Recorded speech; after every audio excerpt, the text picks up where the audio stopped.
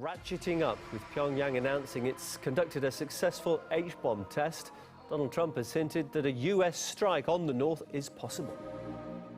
Mr. President, will you attack North Korea?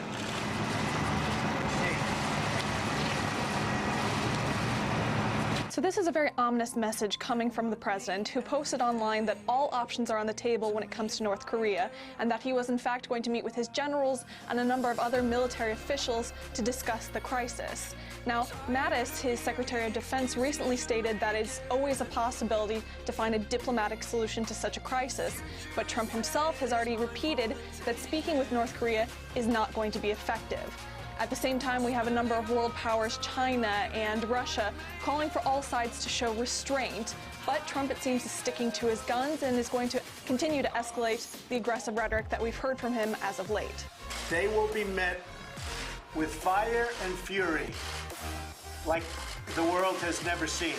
North Korea better get their act together, or they're going to be in trouble like few nations ever have been in trouble in this world.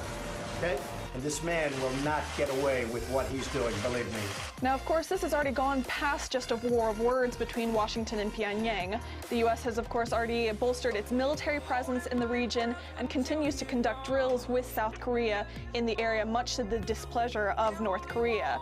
And Trump received a lot of backlash for these comments, these aggressive comments he's been making recently, both abroad and at home. But on his side, the U.S. State Department did say that the way that Trump talks is just the only way to communicate with North Korea.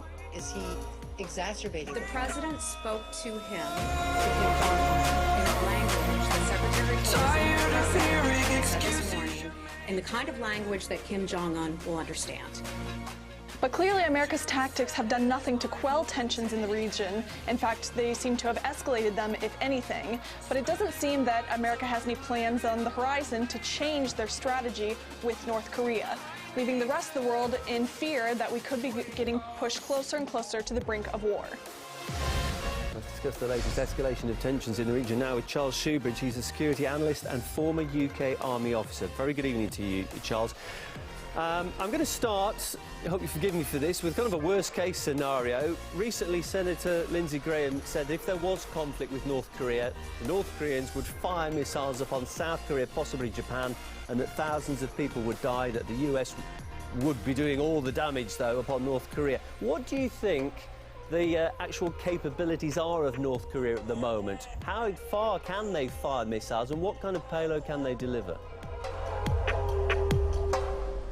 Yes, it's a good quote to use because Senator Lindsey Graham, of course, has been one of those that has been more hawkish in saying that although that would happen, if there was a war, then America should still consider that because there would be thousands of deaths, as he put it, and the responsibility of that would lie with North Korea.